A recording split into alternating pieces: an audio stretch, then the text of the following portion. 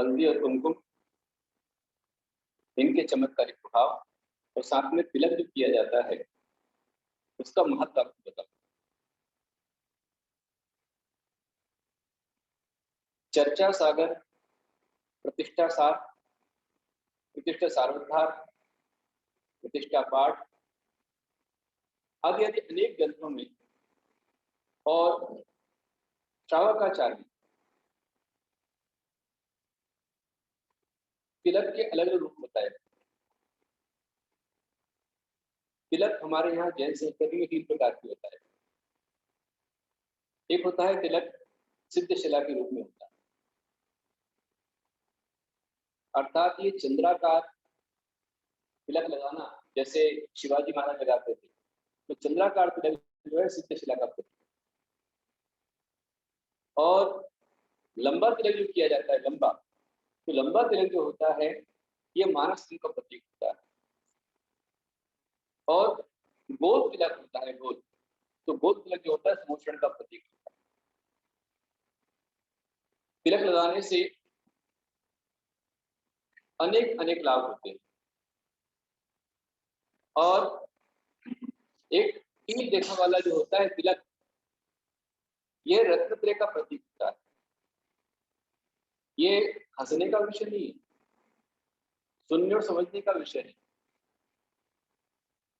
भगवान के समक्ष हवन करने के पश्चात हवन की भस्म को मस्तक पर लगाना, ये हमारी मांगलिक क्रियाओं में आता है, कर्मों का नाश इससे होता है।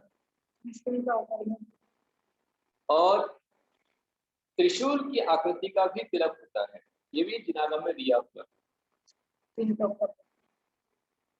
जो त्रिपुंड है, इस तरह का तिलक, वह 3 लोक का प्रतीक है।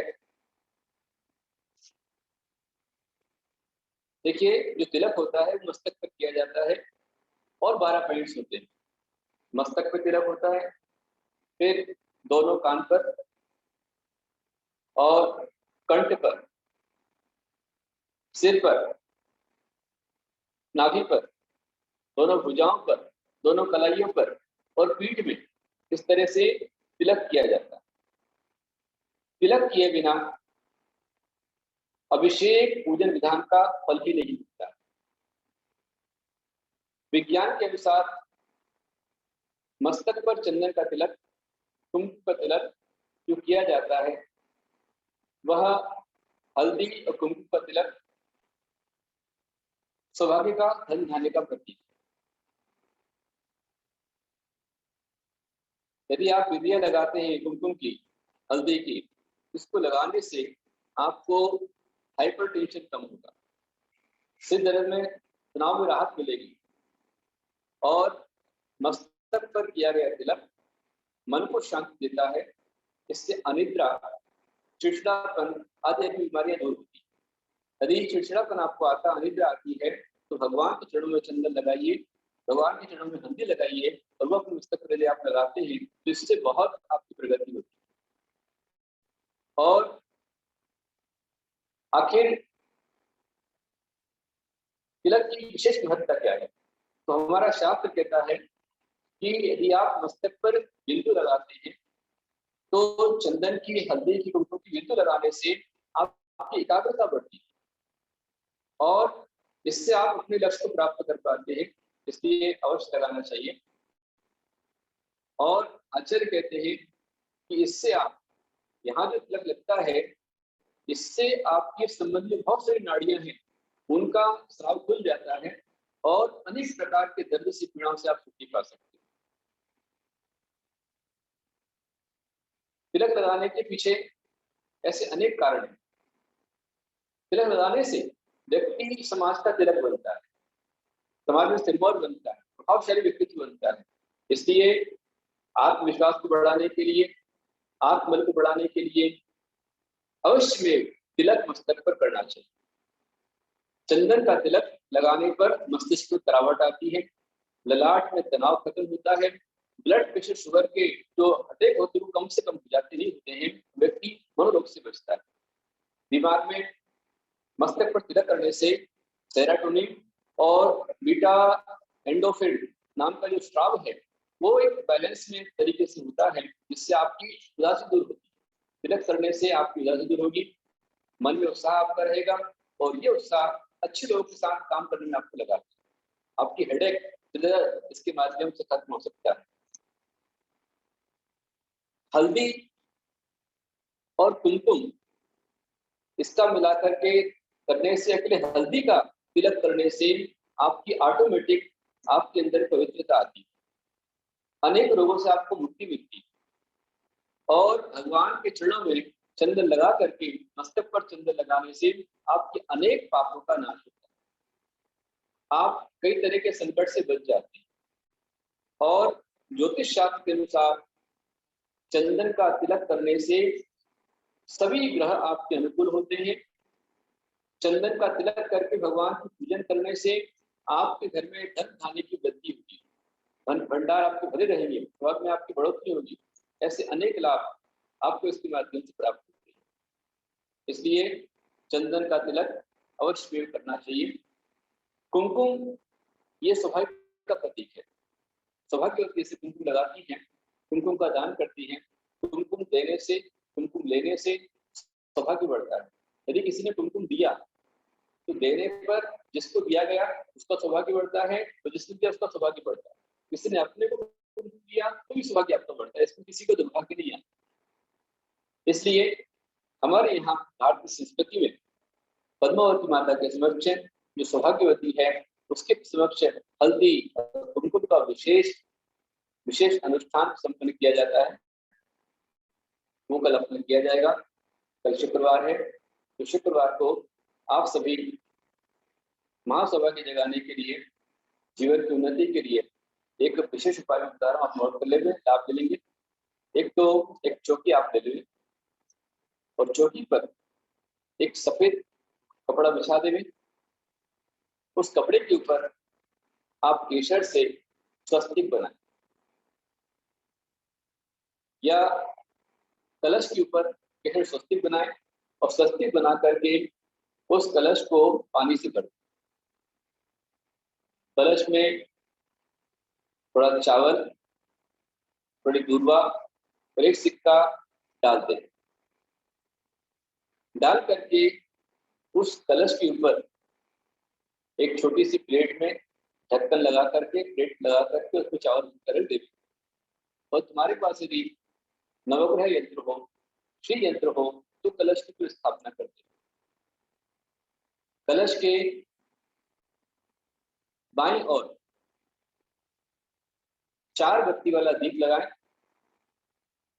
और फिर कल भगवान की पूजन के पश्चात जब रिद्धि मंत्र होगा तब कुमकुम और चावल और हल्दी अलग अलग प्लेट में, कुमकुम, चावल और हल्दी अलग अलग प्लेट में मंत्र के साथ चढ़ाते जाएं। शांति जब होगा तो आप चढ़ाते जाइए।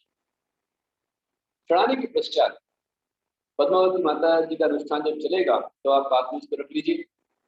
और ये सब होने के पश्चात जो चावल है उसे आप थोड़े से उसमें से करीब चावल के अखंड रूप में 27 दाने आप निकाल करके, जो अखंड हो चावल 27 दाने उसे निकाल करके उसे लाल टोकरी में आप रख लेंगे। बाकी जो है वह आप चावल जो निकल किया हुआ है सबको बांट सकते हैं, खा सकते हैं। जैसे हल्दी और कुमकुम उसका आप प्रयोग कर सकते हैं, हल्दी का आप स्नान प्रयोग कर सकते हैं, हल्दी का तिलक आप कर सकते हैं, कुमकुम को आप दे सकते हैं। और अपने घर पर कलश में हल्दी कुमकुम से आप श्री बनाइए। पहले देवी जी के अनुष्ठान में मंत्र कीजिए, फिर मंत्र करके आप बनाते हैं तो घर में, आपके घर में शांति होगी, सभी का स्वास्थ्य अच्छा होगा, समृद्धि होगी, आनंद होगा और संकट परेशानियों से आप मुक्ति पाएंगे। डेल्टा और कोरोना वायरस की जो महातबाही के संकेत आ रहे हैं वो अपने घर में नहीं है। अपने घर में किसी प्रकार से कोरोना ना आवे, डेल्टा ना आवे, तनाव ना रहे, घर में सभी आपस में मिलजुल करके प्रेम से आनंद से रहे, घर में क्लेश की समाप्ति हो, घर में आनंद की वृद्धि हो। इसे तो यह अनुष्ठान का विशेष आपको बताया हुआ है। कल अंतिम शुक्रवार है। आप लोगों ने उमचा वाली माता का नाम सुना हुआ है। पद्मावती माता बहुत चमत्कारिणी माता, और ये हुंचा वाली माता जो है यह बनारस से ही इनका उद्गम हुआ है। बनारस में भगवान पार्श्वनाथ स्वामी के वंशजों में कोई जिनदत्त नाम के राजा, जिस समय जिनदत्त मुश्किल से 13 वर्ष की उम्र के आसपास थे, उस समय उन पर हमला हुआ और हमला होने पर उन्हें उनकी मां ने पद्मावती माता दी। पद्मावती माता को पीठ पर बांध करके जिनदत्त राय चल पड़े और जब वो जा रहे थे, बहुत बड़ी सेना उनके पीछे आ रही थी, वे घबरा रहे थे। तब माँ पद्मावती को याद किया और कहा, माँ तू ही मेरी माँ है, तू मेरी रक्षा कर। उस समय पद्मावती माता की मूर्ति के अंदर से ही कई हजारों की सेना निकल पड़ी और इतनी बड़ी विशाल सेना को देख करके उस जो सेना आ रही थी, आ रहे थे, उस सबके से भाग करके चले गए और पद्मावती माता पीठ पर थी। जिनदत्त राय ने पूछा कि माँ तुझे कहाँ स्थापित करूं? पद्मावती माता ने कहा कि जहां मैं स्थिर हो जाऊं वहीं स्थापित करना है। तो वह बनारस से निकल करके त्रिवेंद्रम में आए, मदुरई में पहुंचे, सारा महाराष्ट्र, कर्नाटक, तमिलनाडु, द्रविड़, आंध्र प्रदेश आदि में घूमते हुए वह हुंचा में आए और हुंचा में एक कुएं के पास में उन्हें प्यास लगी तो मां की आज्ञा लेकर के उन्होंने मूर्ति को वहां स्थापित किया कि मैं पानी पीता हूं, उसके बाद चलेंगे। स्थापित किया और पानी पिया। पानी पीने के बाद जब उन्होंने पद्मावती माता को उठाया तो वो नहीं उठी। वो हुंचा कर्नाटक का प्रदेश है, कर्नाटक में हुंचा तीर्थ है, वहां पद्मावती माता ठहर गई और उन्होंने उसके कल्याण के लिए कहा, सपने में उसको बताया कि मेरी जो नाभि है, इस नाभि में तू रोज एक सुई का स्पर्श करना, उससे तुझे सोना प्राप्त होता रहेगा और तेरी व्यवस्था लग जाएगी। देखो पद्मावती माता कितना कल्याण करती है। वहां आज जो कुआ है, कुएं के ऊपर मूर्ति भगवान पद्मावती माता की मूर्ति विराजमान है और निरंतर उस राजा जिनदत्त राय की वृद्धि होती है, क्योंकि पद्मावती माता से रोज स्वर्ण प्राप्त हुआ। इसलिए स्वर्ण को कन्नड़ में हुंचा कहा जाता है, इसलिए हुंचा वाली माता नाम प्रसिद्ध हो गया। फिर हुंचा पद्मावती हो गया, हुंचा पद्मावती माता हो गया। वह अनेक समय तक राज्य करता रहा और जब बहुत संपदा प्राप्त कर ली तो कभी कभी गर्व व्यक्ति को आ जाता, अहंकार आ जाता है। पद्मावती माता ने पहचान लिया कि अभी एक अहंकार है, इसकी परीक्षा लेनी चाहिए। जिस समय वह पास में तालाब में गया तो तालाब में राजा को स्नान करते हुए वहां पर 2 मोती मिले।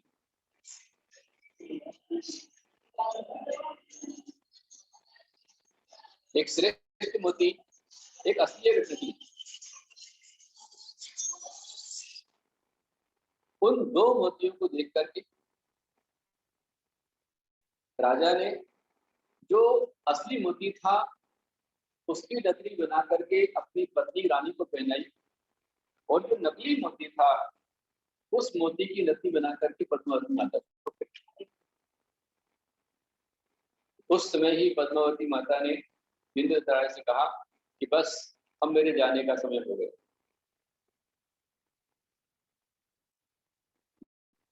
जिस समय जिनदत्त राय ने सुना, अनेक नुकसान उससे होने लग गए। खूब रोया, खूब गिड़गिड़ाया, खूब प्रार्थना की और कहा, मां तू मेरे लिए नहीं पर सबके लिए तेरा वास यहाँ पर हो, तू जो कहेगी वो प्रायश्चित में दूंगा। पद्मावती माता ने कहा कि अब तो घर परिवार संसार शरीर को छोड़ करके आत्म कल्याण में लगे, बहुत राज्य कर लिया, अब मुनि दीक्षा ग्रहण कर। और पद्मावती माता ने माता के समान जिनदत्त राजा को मुनि दीक्षा दिलवाई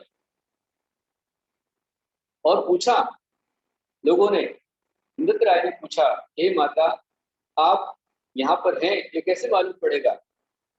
तो पद्मावती माता ने कहा था कि जब तक यहाँ पर निर्गुंडी का पेड़ रहेगा, तो पेड़ आदमी है, और जब तक तालाब में पानी रहेगा, आज भी मुझे तालाब वहां पर है, और जब तक मेरे हाथों से पुष्प गिरते रहेंगे तब तक जानना कि मैं यहाँ, ऐसा स्पष्ट रूप पद्मावती माता ने कहा। और ये चीज मैंने जिस समय 2003 में गया था तभी मैंने देखा था। मैं गया, भगवान पार्थिव में विराजमान, उनके दर्शन किए, पद्मावती माता को आशीर्वाद दिया। कोई पंडित ने कुछ वहां पर किसी ने पूछा होगा, उसने द्वार खोला, फूल गिरा, तो मैंने ये समझा कि ये ऐसी हवा चली, इसके पलट से फूल गिरा होगा, ये कोई चमत्कार नहीं है, ये पंडितों की अपनी कहानी, ये मेरा मानना। हम लोगों को कभी झूठे चमत्कार में विश्वास नहीं करते, यही सच हो तो माने की, वरना नहीं माने।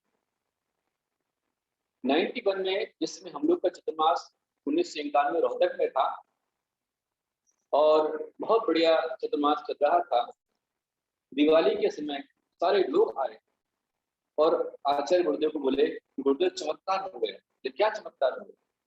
बोले वहां छत्रपाल जी का चित्र एकदम घूम रहा।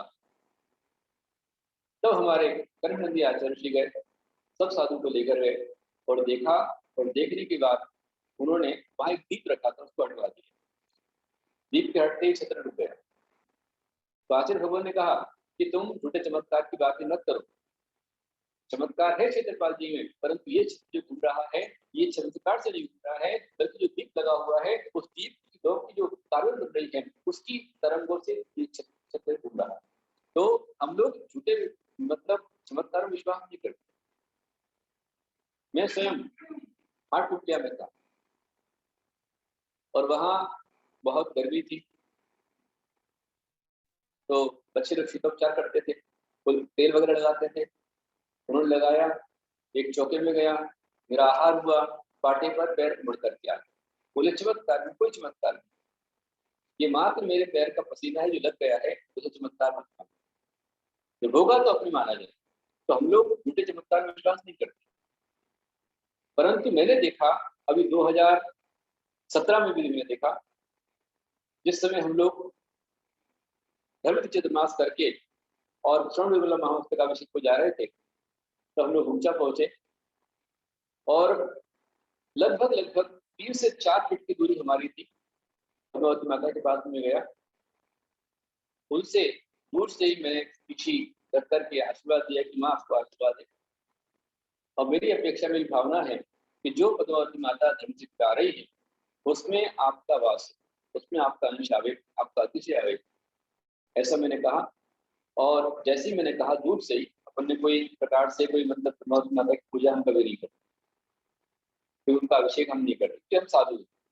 और पद्मावती माता किसी मुनि से अपना अभिषेक कराना भी नहीं चाहती, वो जानती है कि मुनिराज आचार्य उनका छठवां गुणस्थान होता है, महाव्रती साधु हैं, और पद्मावती माता क्षेत्रपाल जी ये सभी दिगंबर मुनियों की आराधना करते हैं, भक्ति करते हैं। ये श्लोक और मंत्र जो आप बहुत कठिन पढ़ते हैं, तो आचार्य ने आपके लिए लिखे हैं, पर आप बोल नहीं सकते, आपके लिए बुलवा देते हैं, लेकिन हम पूजा नहीं करते, ध्यान रखते। हम पूजन करते हैं तो हम पंचकृष्टि की आराधना करते हैं, हम अरिहंत प्रसिद्ध आतिर्पद साधु की पूजा जरूर करवाते हैं, करते भी हैं, कई बार हम चढ़ा भी देते हैं, लेकिन पद्मावती माता की आप हम लेकर हमारे पास में आते हैं तो हम उसमें आशीर्वाद देते हैं, और उसमें लगा के पूजा नहीं करते, ध्यान रखते। सम्यक दर्शन कहता है कि सबसे पहले देव शास्त्र गुरु की आराधना करो, और देव शास्त्र की आराधना करने के पश्चात जो समृद्ध धर्मात्मा है, जिन्होंने अच्छे अच्छे कार्य किए हैं, धर्मात्मा को इनके रास्ते पर लगाया है, शिक्षा का मार्ग दिखाया है, मोक्ष मार्ग दिखलाया है, वितन के अवसर को दूर किया है, मुनि के अवसर को दूर किया है, महाव्रती के अवसर को दूर किया है, सतियों के शिव को बचाया है, ऐसी पद्मावती माता, चित्रपाल चक्रेश्वरी आदि माता का बहुमान सम्मान गौरव आदर करना, ये सम्यक वर्धनी क्रिया है। इससे हमारे सम्यक दर्शन की वृद्धि होती है। तो पद्मावती माता को मैंने आह्वान किया और मेरे आह्वान करने पर मेरे पीछे पंडित जी थे और मैं उनके आगे था और पद्मावती माता उनमें कम से कम 3 फीट का अंतर था। कोई हवा नहीं, पंखा नहीं, प्रेशर नहीं, कुछ नहीं, बस दूर से मैंने कहा और उस समय ही पद्मावती माता के सीधे हाथ से 3 फूल ऑटोमेटिक हुए। ये मैंने प्रत्यक्ष रूप में देखा और जितने प्रतिष्ठाचार्य पंडित खड़े थे उन्होंने कहा कि उपवन आचार्य श्री आपने ऐसा क्या किया, आपने कोई पूजा नहीं करवाई, आपने कोई प्रकार का हाथ नहीं लगाया, ऐसा कैसे हो गया।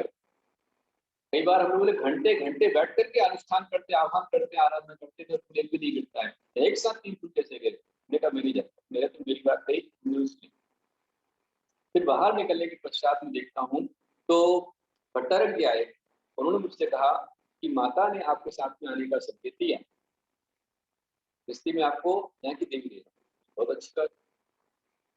और वो चीजों को मुंबई की काफी बूढ़ी महिलाओं ने अनुभव किया। मुंबई की अनेक महिलाओं ने कहा कि ये पद्मावती माता एक दिन यहाँ रहेगी, जिस दिन इनकी प्राण प्रतिष्ठा हो जाएगी, जिस दिन ये मंदिर विराजमान हो जाएंगी, उस दिन ये बहुत बड़ी प्रसिद्धि को प्राप्त करेंगी। ऐसा अनेक लोगों ने कहा। हाँ, देखा है आपने।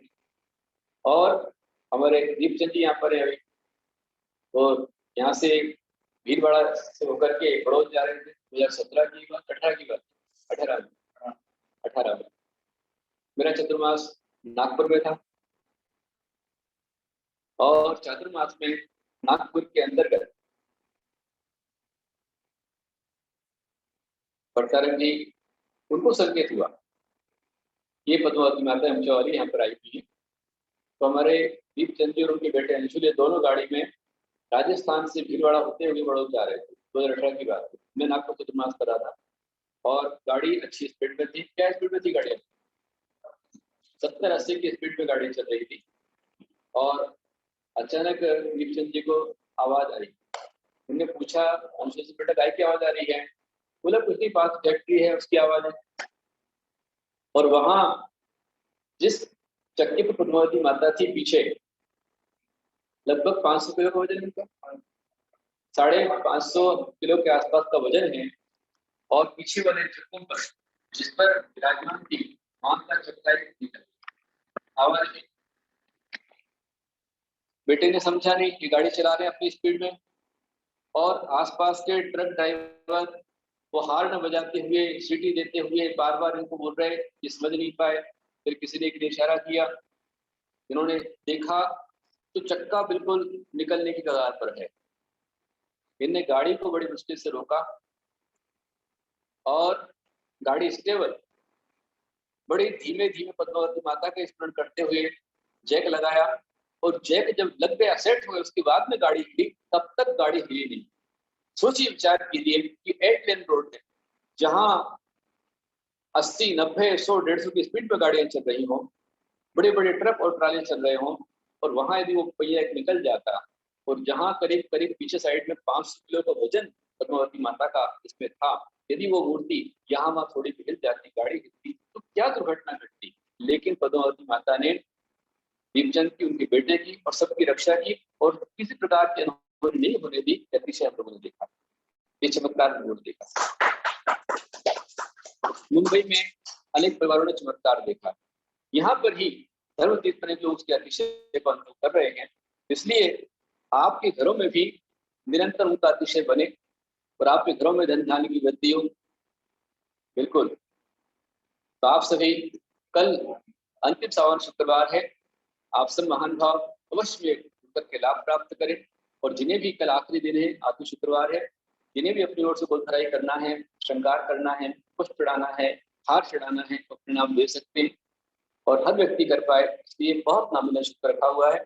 आप सभी अवश्य में अपने अपने नाम लेकर पुण्यार्जन करें। कुछ नाम हमारे पास में आए हुए हैं। हमारे सुनिधि अमित जैन परिवार हैदराबाद से आपका नाम आया हुआ है गोलखराई के लिए, मेरा उनको बहुत सारा आशीर्वाद है। संजीव सुधा जबीर मुंबई से आपका नाम भी गोलखराई के लिए आया हुआ है। और जामखेड़ से किरण साहू जी ने नाम भेजा है, का उनका नाम भी गोलखराई के लिए आया हुआ है। शारदाबाई जसराज साहू जी।